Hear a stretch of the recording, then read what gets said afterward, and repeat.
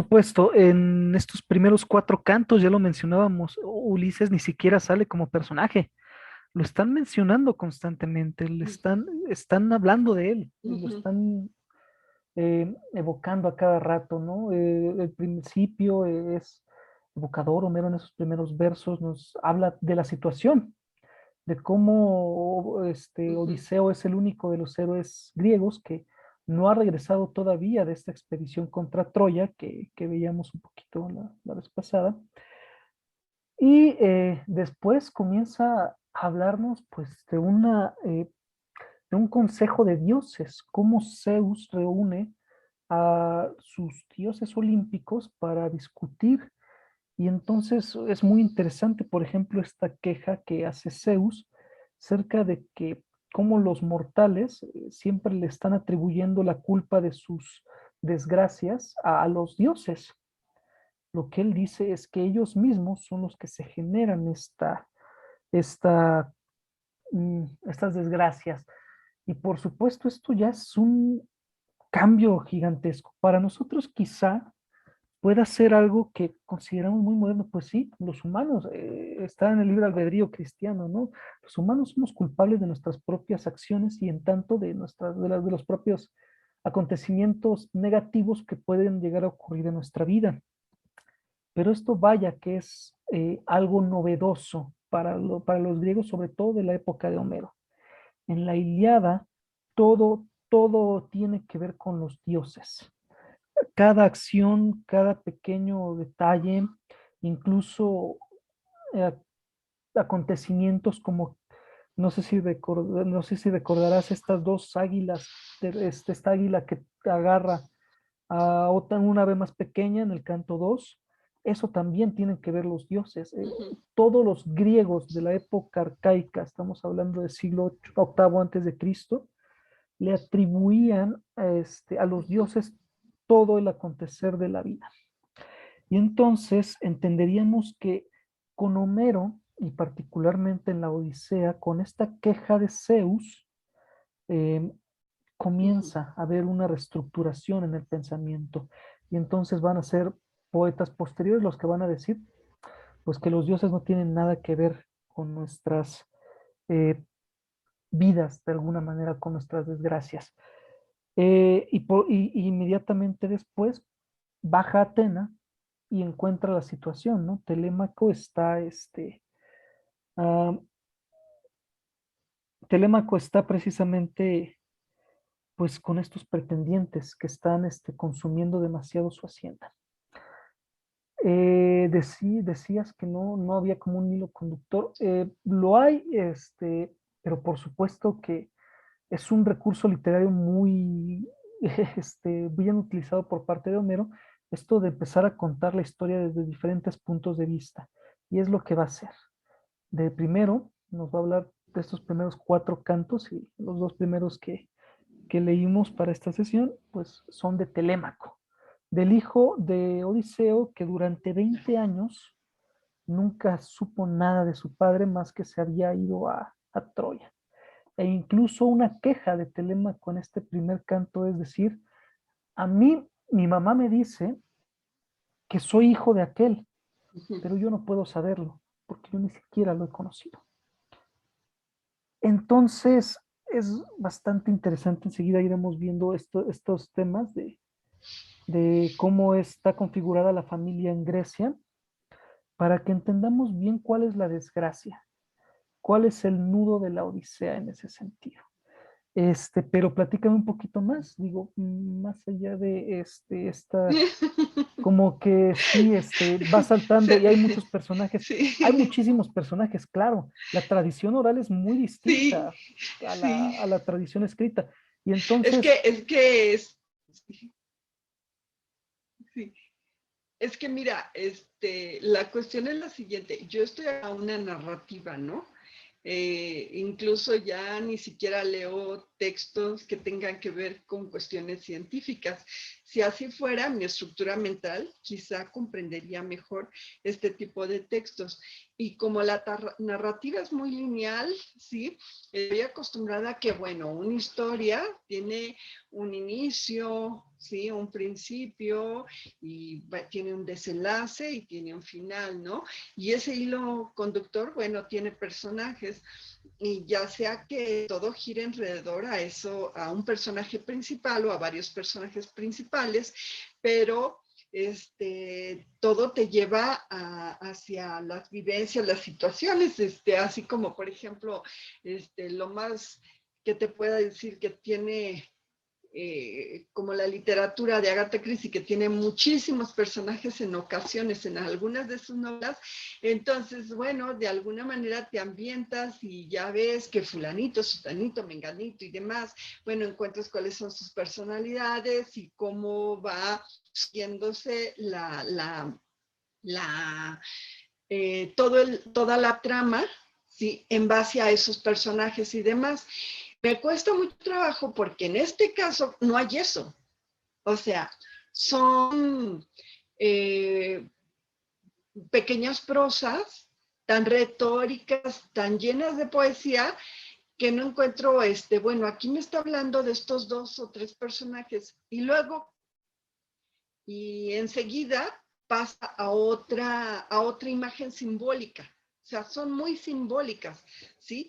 No encuentro qué relación hay entre la primera imagen, ¿sí? El primer párrafo y la siguiente. Ya para mí es otra historia, con otros personajes en muchas ocasiones, ¿no? En la primera ejemplo, bueno, menciona a Ulises, menciona a Atena, por ejemplo, en el primer canto, ¿no? Y enseguida, bueno, ya está mencionando en otro párrafo que en Hiperión y a otros personajes, ¿sí?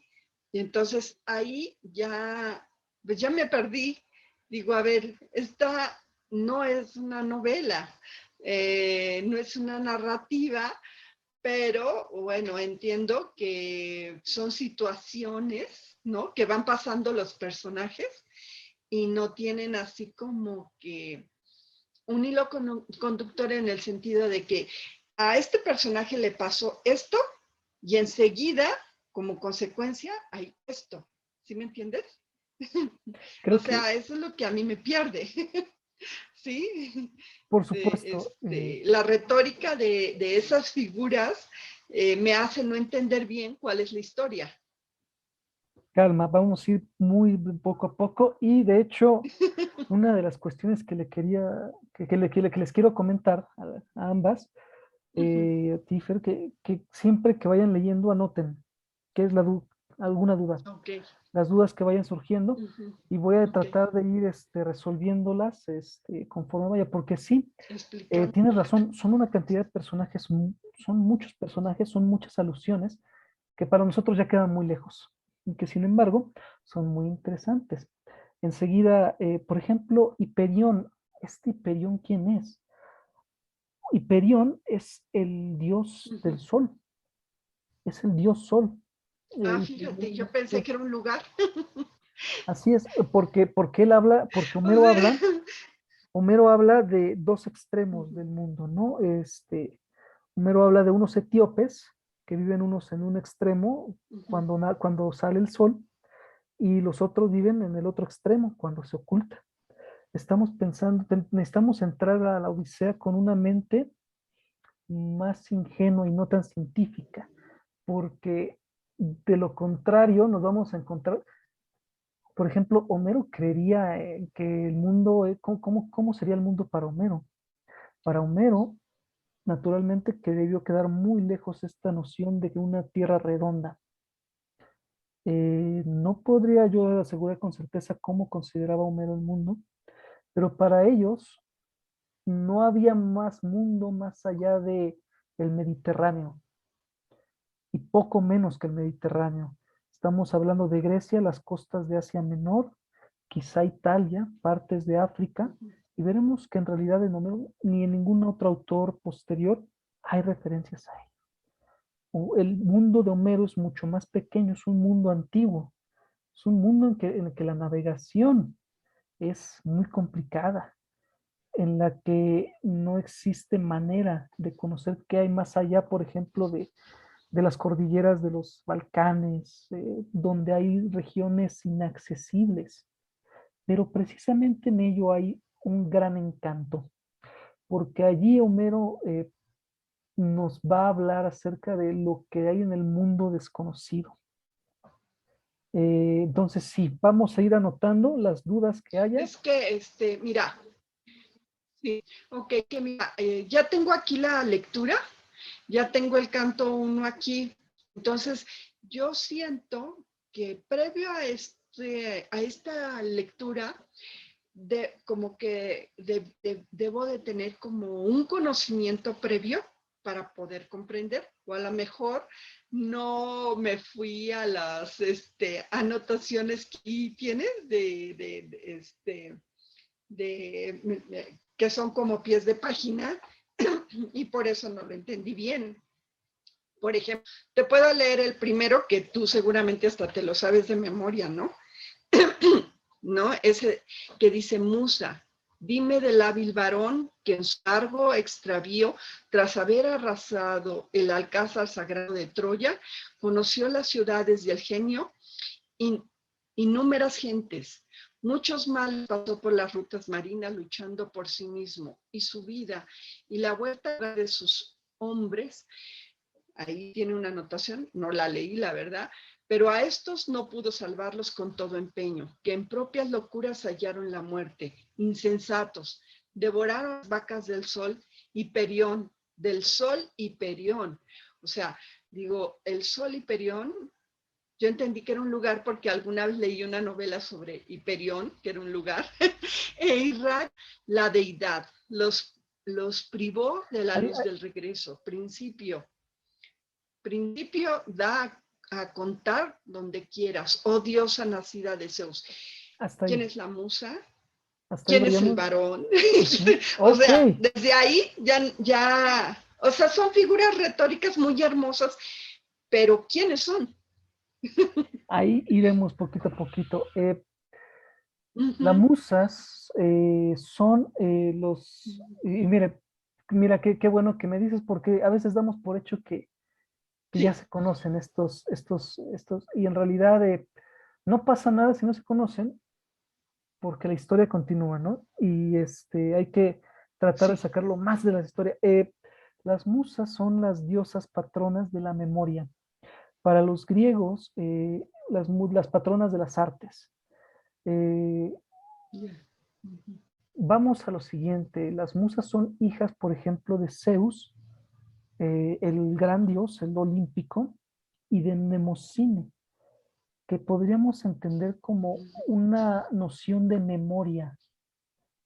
Las musas son hijas, por tanto, de Zeus y de la memoria, y en tanto son, de alguna manera, las que van a tener en sí la posibilidad de las artes, las que van a guiar las artes.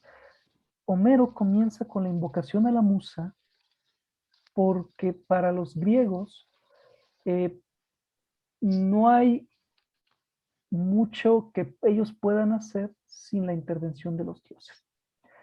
Para ellos, la música, todas las artes y bueno, la poesía en este sentido, no pueden tener origen en el hombre, sino en la divinidad.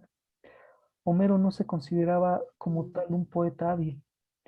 Lo que hacía a Homero un hábil poeta era la intervención de estas diosas, las musas, quienes hablan a través de él. Y como son hijas de la memoria, patronas de las artes, estas musas van a hablar a través de los poetas para lograr que la humanidad conserve su memoria. Y esto es algo muy ad hoc con lo que decíamos la anterior ocasión. De manera oral, tenemos que conservar algo de memoria. Para Homero, cuyas posibilidades evidentemente no estaba la escritura, las musas eran pues las diosas patronas de sus cantos y por tanto de la memoria que conocía el hombre, esta memoria orgánica que refería Humberto Eco, en esta memoria oral. Por ello es importantísima la invocación a la musa. Y estos versos que leíste, preciosos por lo demás, son el resumen Uh ideal. -huh. Cualquier personaje mitológico que salga,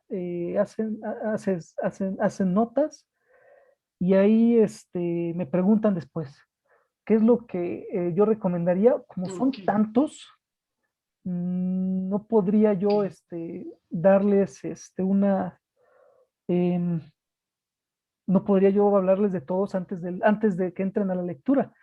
Digamos que habría dos maneras, ¿no? Podría yo darles un curso de mitología para que ustedes comprendan todos los personajes que nos vamos a encontrar, pero como diría mi profesor Barragán, eso es otro curso.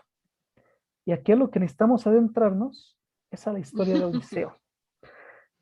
Entonces, por supuesto, va a haber Ya. muchos personajes que no conozcan. Les podría incluso subir algún PDF de un diccionario mitológico eh, que tiene así todos los personajes habidos y por haber en la mitología griega. Bueno, no todos, pero por lo menos una gran parte o los más importantes. Y entonces, ahí se podrían apoyar, pero por supuesto eso hace la lectura lenta, que es lo que a mí me gustaría, que la lectura fuera fluida, que vayan haciéndola aunque sea despacito, pero vayan agarrando el hilo de la historia. ¿Cuál es el hilo de la historia en estas dos cantos? No sé si lo notaste. Son, pues es un poco la historia de Telémaco. ¿En qué momento se encuentra Telémaco?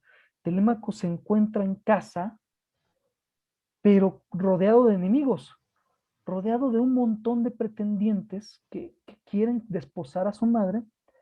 Y él no puede negarse pero tampoco puede obligar a su madre a tomar a uno de sus pretendientes, porque Penélope está esperando el regreso de Odiseo, pero estos pretendientes quieren desposarla. Y estos son, me parece, los dos primordiales, el primordial, bueno, esto es lo primordial en estos primeros cantos, entender por qué Telémaco tiene este gigantesco problema. Van a salir muchas referencias mitológicas y entonces yo les voy a subir el diccionario, yo creo que sí, y van apoyándose de ahí. Pero si no hay tiempo, si de repente dicen, ah, como que es demasiada lectura, porque vaya que sentarse a revisar diccionarios mitológicos lleva una cantidad de horas considerable, no pasa nada. Hacen la nota allí y me preguntan, Luis, qué es Hiperión? Ah, pues Hiperión es el dios Perfecto. Sol. Las musas son estas diosas patronas de las Ah, ok. artes, que son hijas de Zeus y de la memoria. Ujú. Entonces ellas hablan a través de los poetas y a través de los artistas. Es una manera muy bella de ver si queremos el mundo. Pero, a ver, muchísimas. ¿Alguna otra referencia por ahí? Si quieres, seguimos avanzando. O hay alguna referencia dudosa ahí? Pues pues fíjate, ya con lo que me dices, ya voy comprendiendo mejor cuál es la idea, cuál es la historia, pues, ¿no? Si me dices que la historia es la historia de Telemaco, hijo de Odiseo, realmente no es en sí la historia de Odiseo, Estos primeros cantos. ¿sí? Estos primeros cantos nos habla de la historia Ah, ok, de Telémaco. Los primeros cuatro cantos nos dicen cómo se encuentra Telémaco, ok. pero nos cuentan de algo muy en particular que vamos a empezar a ver, si te parece, con la presentación, porque me parece que aquí va a ayudar bastante. Ok, Entonces, ojalá tengas perfectísimo. Ok. muy presente qué más o menos qué ocurrió. No importa si no hay una noción clarísima de de qué pasó en estos dos cantos. Ya se ve mi Ujú. pantalla. Se ve un poquito negra, pero me imagino que es porque la estás compartiendo, porque dice ha empezado la de compartir las pantallas. Enseguida se ve, me avisas cuando ya esté. Muchísimas gracias. Sí, Se ya se tiene ve, ya se ve. perfecto.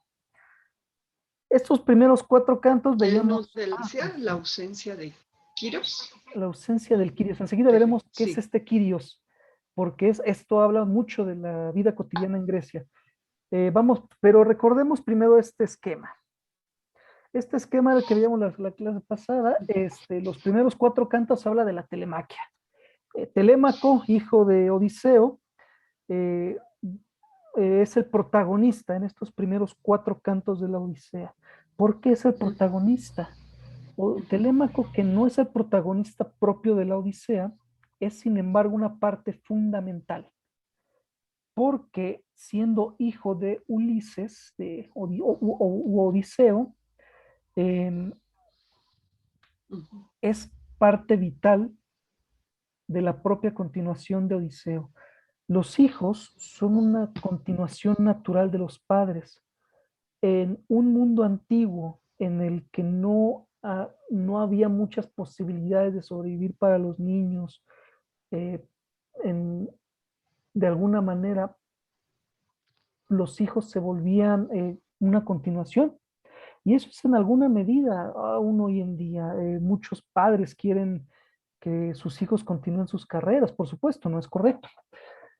Pero en alguna medida para los griegos los hijos eran una continuación. ¿Por qué? La Odisea, el nudo de la Odisea, la ausencia del Quirios. ¿Por qué es tan terrible? Seguramente recordarás que alrededor de estos 2 cantos hubo una queja de Telémaco y de Penélope, pues muy clara. Odiseo no está. Odiseo no ha vuelto a casa. ¿Por qué es tan terrible que Odiseo no haya vuelto a casa? Naturalmente, si una Penélope y un Telémaco llega con nosotros a casa y nos dicen, es que mi esposo, mi papá se nos fue hace 20 años, pues para nosotros el consejo es muy fácil. Pues la vida sigue, pero entenderíamos que para los griegos no sería tan sencillo. En una conformación un tanto más mm, arcaica de una sociedad, pensemos que no es tan sencillo. Veamos primero este concepto, el oikos de los griegos. Está en griego, pero si quieres, te anoto aquí la transcripción. En español, bueno, en realidad prácticamente está igual. En cuanto responda mi computadora, espero que sí responda. Así se escribiría en español. Exactamente como el yogur, de hecho, ahora que lo recuerdo. ¿No? Oikos.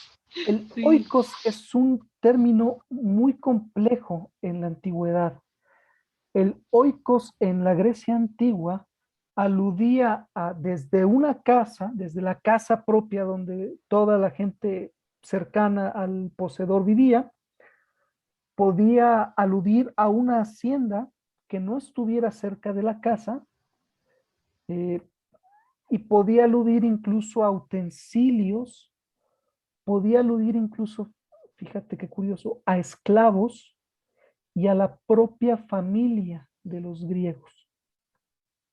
Ujú, El ujú, oikos, entonces, podríamos traducirlo prácticamente, y creo que así habría que entenderlo en alguna medida, como propiedad.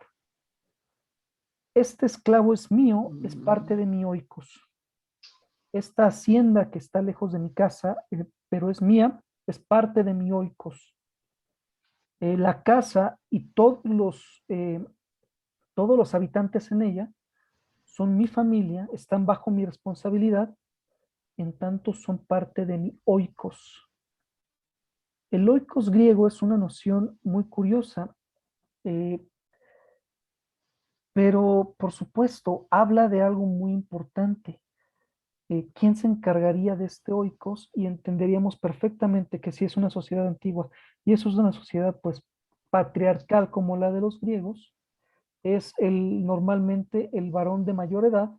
¿Quién se encargaría de administrar de alguna manera y de responder, muy importante, de responder legalmente por los miembros de su oikos?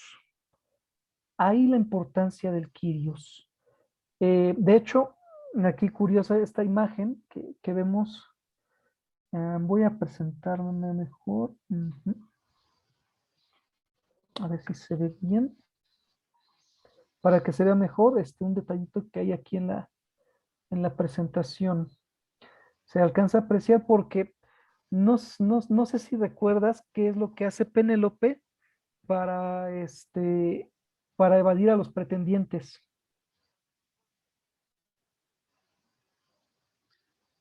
no me acuerdo, pero Ok, sí, sí lo... no pasa nada. Sí. Penélope es una mujer muy inteligente, inteligente como pocas, y para un griego, según esto, sería porque es esposa de Odiseo. Ujú. Quién sabe realmente. Seguramente Penélope era muy inteligente por sí misma. Pero Penélope, lo que les decía a sus pretendientes, eh, ¿Es esposa de Ulises o de Odiseo? es Esposa el de, mismo, lo siento, Ulises y Odiseos de Odiseo, ¿verdad? es el mismo. Ulises y Odiseo son dos maneras diferentes de Ah, nombrar al mismo Ulises y personaje. Odiseo. Sí, sí, Ah, con razón. Mira, pues yo nunca, nunca me iba a dar cuenta que era el mismo. Qué bueno que se dio esto.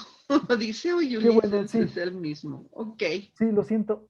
Algo Ujú. mencioné la otra vez, pero supongo que no lo mencioné, como lo mencioné de Sí, paso. ok. Odiseo es el nombre Sí, que le dan los perfecto. griegos. Sí, sí lo dijiste. Sí, Ulises es el nombre que sí, le dan los cierto. romanos. Entonces, ¿por Es qué le llamo verdad. Ulises y por qué le llamo Odiseo? Y a veces intercalo. Pues de repente, para no estar diciendo la Ah, con Odisea, razón me confundí tanto, ¿sabes? ya veo, sí, Eso es lo malo, se me fue ese detalle. Sí, ok, perdón. no pasa nada Ujú. que lo vamos arreglando conforme vayamos en la clase. Así que aquí andamos para ir aprendiendo poquito a Perfecto. poquito y pues estos detalles van a ir saliendo. Entonces, así como le llaman de repente Zeus o Júpiter, en realidad suelen aludir casi al mismo dios, pero bueno, al mismo personaje, Ok. digamos, aluden. Ulises y Odiseo son el mismo personaje, solo que nombrado en diferente cultura. Penélope, esposa de Ulises o de Odiseo, como se le prefiera Ujú. nombrar, Sí, lo que le dice a los sí. pretendientes es algo muy inteligente. Pretendientes, pues seguramente mi esposo ya murió, voy a escoger pretendiente, pero denme tiempo. Voy a hacer una mortaja para Laertes, su suegro, el padre de Ulises o Odiseo, eh, porque él ya está viejo, va a morir pronto, y pues si muere sin mortaja, pues me van a reclamar. Entonces, para las mujeres griegas, era el telar una de las Ujú. actividades principales y de las más nobles a las que se podían dedicar, esto según la visión griega. Y este es un detalle muy lindo. Esta imagen me encantó porque sí configura muy bien cómo eran las casas de la Grecia antigua y tiene esta representación, no sé si se ve, de una mujer frente a su telar, Sí, sí, sí. muy distinta. Ah, sí, sí, sí. Tengo entendido que en los telares modernos se va moviendo de lado a lado. En el caso de los telares griegos se movía de Ujú. arriba hacia abajo. Son detalles. Y Ah, Penélope entonces lo que les dice, déjenme terminar la mortaja. Eh, y cada noche, cuando ya estaba por terminar la mortaja en la noche, lo volvía a deshilar y entonces volvía a comenzar. Y así lo estuvo por 3 años. Realmente, ujú. eso sí es dar largas. O sea, Penélope muy inteligentemente estuvo esperando a Odiseo Ujú. al Ujú. hacer esta triquiñuela. ¿Y hay alguna duda respecto a qué hablamos cuando decimos eloicos griego? No, ya lo entendí. Eloicos es la propiedad de los griegos. Y entiendo que conforma su hogar, sus esclavos, sus bienes, su familia, ¿no? Así Todo. es, Ujú. perfectamente. El dueño de Ujú. Loicos era el Quirios, Ujú. escrito aquí. La transcripción está más adelante, pero enseguida la verás. El Kyrios en la antigua Grecia se traduce, de hecho, así le llama, este es uno de los motes de Jesucristo en griego. El Kyrios es el Señor, podríamos entenderlo así, el Señor. El Kyrios es el propietario del oikos y en tanto es el que responde legalmente por todos los miembros de él. En la antigüedad Mm. tenemos que pensar que había, digamos, un entorno más salvaje. quizá no sea muy justo llamarle salvaje, pero es la idea que quiero dar. Eh, Habría muertes y estaría permitido en alguna medida también en épocas de Homero, pues el ojo por ojo. Si tú me mataste a un familiar, yo voy y mato a uno tuyo y ahí estamos a mano. Entonces, el Kirio sería quien se encargaría de todos estos. ¿Qué ocurre?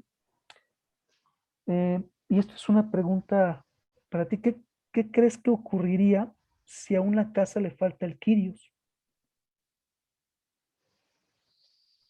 Ay, pues alguien más debe de tomar la realidad o en ese tiempo, en la actualidad, pues alguien más debe de alguna manera la iniciativa para resolver, para ayudar, para todo, ¿no? En efecto, y vamos a ver cuál es la En ese desgracia. tiempo ha de haber sido muy importante, ¿no? Entonces, por lo tanto, debían de elegir a alguien más, ya sea dentro de la familia o fuera de la familia, no lo sé, ¿no? Exacto, así es. Eh, Uh -huh.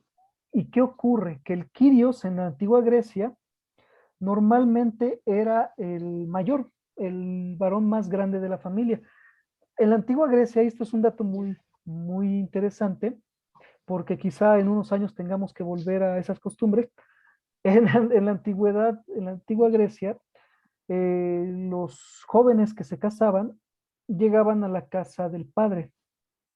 No, en este sentido, no es como ahorita, sí, que se independizaban, que lo ideal es que se independicen, tengan sus propios, tengan su, por así que su propia propiedad, su propio oikos, y formen su familia. No. En cuanto una jovencita se casaba con alguien, esta era llevada al oikos de su marido. Eh, y normalmente el Kyrios debería seguir siendo, pues en este caso, poniendo el ejemplo, pues el suegro, el padre del joven. Eh, por supuesto, entonces tendríamos que pensar que en la antigua Grecia el linaje masculino siempre era ideal que estuvieran en una misma casa, precisamente porque cuando muriera el Kyrios más grande, de anciano, de lo que sea, ya el joven que ya se casó, que probablemente ya tuvo hijos, podía tomar de nuevo este papel del Kyrios.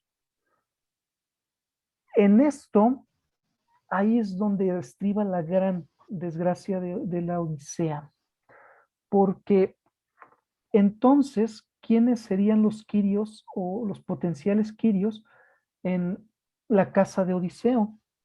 Tenía que ser Ulises, bueno, por supuesto Ulises u Odiseo. Sin embargo, cuando Ulises parte a la guerra de Troya, este Quirios ya no, ya se partió. Tendrían que efectivamente buscar a alguien más y el candidato podría ser Laertes, pero Laertes ya es muy anciano y nos lo dice la Odisea. Está muy triste también por la ausencia de su hijo. Entonces tendría que recaer en Telémaco, pero Telémaco era un bebé cuando Ulises partió hacia Troya. Telémaco no tuvo oportunidad de hacerse un varón en ese sentido, de hacerse, como dicen, de hacerse hombre, antes de que partiera su padre a la guerra de Troya. Y entonces vamos a ver estas pequeñas citas de la propia Odisea quejándose de esta parte. Dice Telémaco, no hay un varón como era Odiseo para apartar de la casa la ruina. Yo no soy tal como para apartarla. Sin duda, inclusive después torpe seré ignorante en cuestión de pelea. Sí, me defendería si yo tuviera la fuerza. La gran queja de Telémaco es que él no tiene la fuerza para apartar a los pretendientes de allí. Él no es un Quirios que podría defender su oikos. De hecho, en la Odisea, sí, si tenemos que pensar en alguien que asume este papel, es Telémaco, pero, pero no es capaz él como Quirios de sacar a los pretendientes que están consumiendo sus bienes. Porque entenderíamos que para los pretendientes sería una ofensa sacarlos y entonces necesariamente tendría que haber una lucha. Telémaco todavía no tiene esa fuerza. Ulises tendría del varón muy versátil, cuéntame, Musa, el que mucho vagó. Esta es otra traducción de este inicio. Después de saquear el sagrado castillo de Troya, de muchos hombres vio las ciudades y supo su ingenio. Y él sufrió muchos dolores dentro del Ponto. Ulises no está. El que tendría que ser el Quirios no está. Y no pudo ni impedir que llegaran pretendientes de su esposa a su casa y que por tanto consuman sus bienes, y pues tampoco puede tomar venganza por lo que ya han hecho. Queremos viendo que esta es la trama, la idea de los es vengarse de los pretendientes que están cometiendo tantas injurias en casa. Y Laertes, pues decíamos, ya dice Anticlea en el canto 11 que veremos después, tu padre allí mismo se encuentra en el campo y a la ciudad no baja. Ahí ya se ha afligido y él aviva más la pena en su pecho, su retorno deseando. La difícil vejez le ha llegado. Tampoco Laertes es capaz de hacerse cargo de los pretendientes. Y entonces lo que tendremos aquí es un vacío de poder. Dentro de la casa de Ulises no hay quien pueda defender en alguna medida el honor digamos, de Loicos, de Loicos griego de Odiseo. Y ahí está la gran desgracia. Esta es la razón por la que los pretendientes pueden ir diariamente a la casa de Odiseo a comer bueno, pues básicamente los puercos, las vacas, las ovejas de Ulises sin que nadie se los impida. De hecho, hay otra cita, a ver que voy a tener que mover este tantito. Eh, Esta es la genealogía de Ulises. Como todo héroe griego proviene en última instancia de los dioses. Esto es algo que aplica siempre. En el caso de Ulises, él no es descendiente directo de ninguno, pero sí es bisnieto de dos. Zeus engendró a Arcisio, luego a Laertes, y Ulises nace de Laertes y Anticlea. Y el abuelo de Anticlea era Hermes. Entonces, estos héroes siempre tienen un linaje divino. ¿Qué ocurre? Esta, esta partecita de la Odisea, del canto 16 de la Odisea, Ulises dice algo bien importante. Pues el cronión, o sea, el cronión es Zeus. Zeus, como hijo de Cronos, se le puede llamar también el cronión. Y de hecho, por eso a Ulises se le va a llamar a veces la Laertiada, porque es el hijo de Laertes.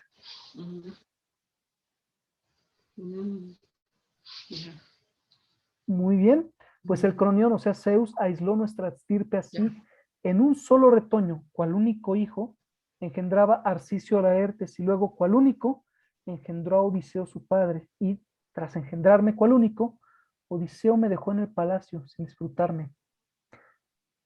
En la antigüedad sería una desgracia quedarse sin varones en casa, porque no habría quien respondiera por ciertas, pues legalmente de ellos, de mujeres y todo esto. De hecho, si leemos con atención, con un poquito más de detenimiento y pensando en esto, algunos pasajes de la Odisea esto se entiende perfectamente. Por ejemplo, claro, dice... Ya entiendo por qué la alusión a los dioses. Sí es. A estos dioses. Muy bien. Ya. ¿Qué dice, por ejemplo? Bueno, enseguida voy a leer este pasaje en que Atena le aconseja a Telémaco. ¿Qué le dice la diosa de la sabiduría en Grecia a este joven hijo de Ulises? Si nuevas te dan de que vive y regresa tu padre, por muy grande que sea tu aflicción, persevera hasta un año más. Si sabes que ha muerto y no cuenta en los vivos, retorna sin mayor dilación a la patria querida y levanta en su honor un gran túmulo. Ofrécele fúnebres dones, cuantos bien te parezca, y entrega a tu madre a otro esposo. El Quirios, esto es algo muy interesante, era el que se encargaba de buscarle marido a todas las mujeres de su familia. Lo que le está aconsejando Atena es que si hay noticias de su padre y hay posibilidad de que él regrese a Ítaca, entonces él sí aguante todavía un ratito más. Porque llegando Odiseo, van a poder planificar cómo expulsar a los pretendientes e incluso matarlos. Vamos a ver lo que dice después. Una vez que lo hagas y acabes aquello que digo, te pondrás a pensar con la mente y el alma en el modo de matar a esos hombres aquí en tu palacio, ya sea con engaño, ya en la lucha a la luz. ¿Esa imagen está bonita? Pues en nada te cuadra que te muestres a un niño. Eres ya muy mayor para ello. La exigencia de Atenas es clara. Vuélvete hombre, porque se necesita un Quirios en esta casa. Se necesita quien vele por un probable matrimonio de tu madre, y en el caso bueno, en este no se da el caso, pero también tendría que encargarse de matrimonios de potenciales hermanas. Ya. Los pretendientes que están allí podrían recibir un desaire. eh, Si reciben un desaire, podrían provocar una revuelta, una lucha cuerpo a cuerpo, una lucha física, en la que evidentemente Telémaco no quedaría bien parado. De hecho, hay un mito de cómo Ulises consiguió desposar a Penélope. Dicen que la guerra de Troya inició por Helena. Helena era la mujer más hermosa de Grecia y ella nació de Zeus y Leda. Helena fue prometida, bueno, fue muy hermosa desde joven y muchísimos pretendientes tuvo. Los mejores reyes de Grecia llegaron a la casa a pedir su mano.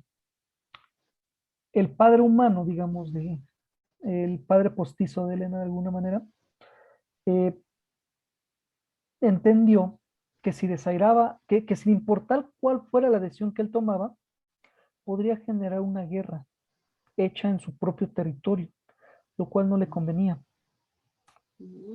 Entonces, Ya. por consejo, Ulises, ya iremos viéndolo, Ulises es un héroe conocido no por sus hazañas físicas, sino porque es un héroe muy inteligente. Ulises entendió que él no tenía oportunidad con Helena y entonces decidió mejor desposar a otra mujer. Se acercó al padre de Helena y le dijo que él le iba a dar la respuesta de su gran enigma si le prometía intervenir para él desposar a Penélope. Penélope sería como una prima lejana, algo así de Penélope, ¿de acuerdo? No exactamente, pero había una relación entre el padre de Helena y el padre de Penélope. Entonces él accede y Ulises lo que le dice es que prometa que le pida juramento a los pretendientes de que cualquiera que no acate la decisión de Helena al escoger marido, pues van a unirse todos los demás para aplacar al pretendiente. ¿Se entiende cuál es la idea? Helena Ya. escoge a un Y pretendiente. Entonces, ese pretendiente pues puede correr peligro si los otros pretendientes intentan hacerle algo.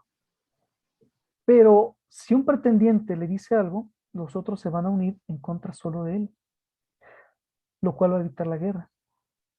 Pero entonces, ¿no estaría pasando lo mismo en la Odisea? Si se escoge un pretendiente, que eso parece, nos parece indicar el pasaje, si escoge un pretendiente podría haber un conflicto armado. Por lo tanto, sí se necesita acabar con todos o no acabar con ninguno. Ahí wow. está el gran nudo de Telémaco.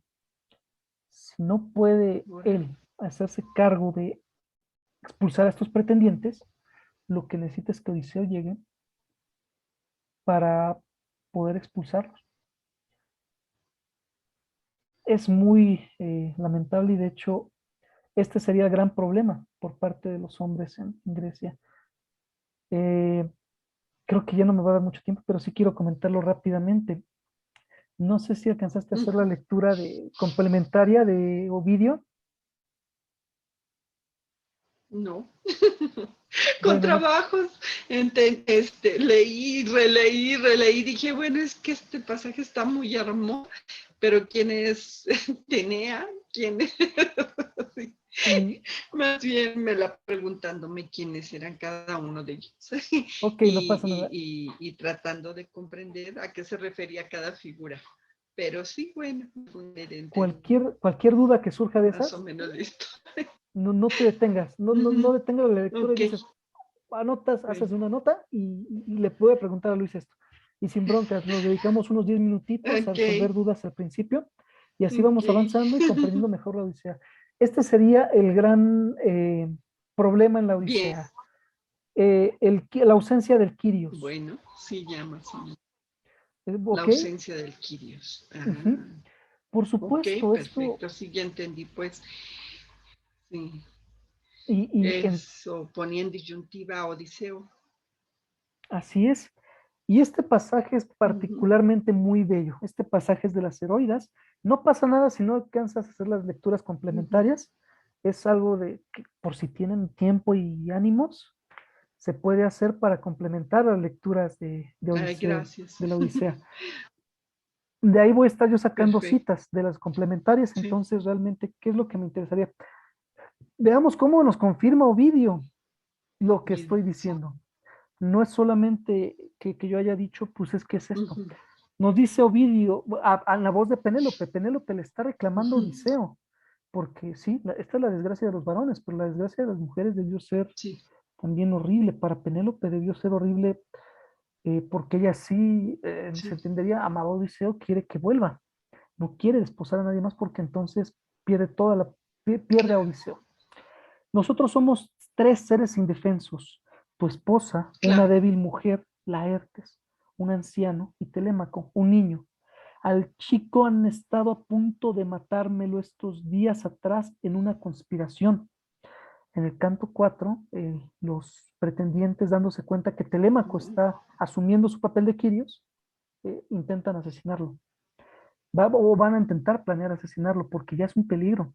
ya. Telémaco ya les representa un peligro porque ya está madurando, porque se está volviendo el Quirios. Por eso de intentar era Pilos contra el parecer de Ujú, todos. Pero Laertes, como hombre que ya no está para empuñar armas, no es capaz de sostener el gobierno rodeado de enemigos.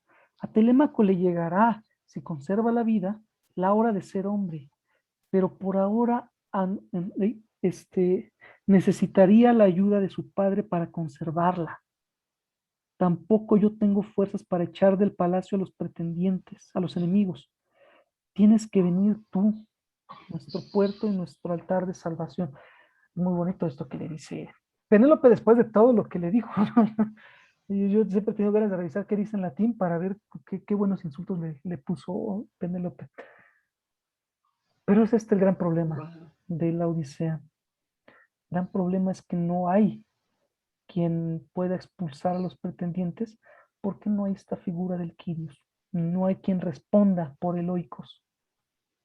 Y entonces ese es un vacío legal, eso es un vacío de poder que en este caso los pretendientes están aprovechando. El propio Telémaco va al ágora, cita a una reunión entre los principales, ¿no? ujú, de los citacenses y expone esta situación, pero los citacenses no hacen nada. Entenderíamos que era una situación común, que era una situación en la que los demás no meterían cuchara. Y ahí la gran desgracia del pobre es, Telémaco es demasiado joven, Laerte es demasiado viejo y Ulises no está. Por eso la casa de Odiseo cae en desgracia. Por eso se necesita el regreso de Odiseo, para que esta desgracia se termine. qué hermosa historia. Va a estar muy emocionante e interesante. Nada que ver con lo que yo me imaginaba, nada que ver. Y con lo que me enseñaron en la secundaria. No, no, no. No, era otra cosa. Sí, muchas Sí, gracias. Qué es que es eso. hermoso. No, no parece que esté, no está explícito. La Odisea es una historia de Ujú, desamparo en ese sentido. Telémaco, ujú. Penélope, Sí, Laertes sí, están cierto. desamparados. Y eso es algo que no se ve. Es curioso. Es verdad. Pareciera que el Sí, meollo es el regreso de Ulises. Y sí, es el regreso de Ulises. sí, Pero el desamparo de estos sí, sí, tres cierto. es muy grave. Y Hay todo lo alguna, que tienen que pasar, todos, ¿no? tanto Sí, Penélope qué como, interesante. así es. Sí, sí, sí. Ulises vive historias Como terribles. Telemaco. Ujú. Sí, sí, sí. Sí, sin embargo, siempre la historia oficial es como la historia oficial de los países también.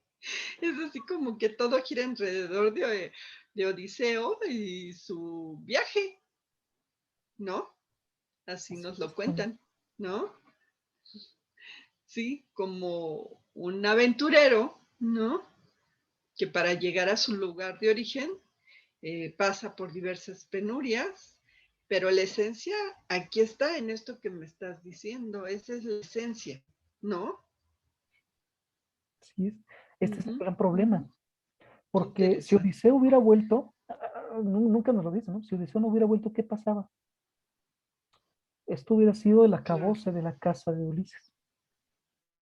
Porque hay otra cosa. Sí, sí, Entre, sí.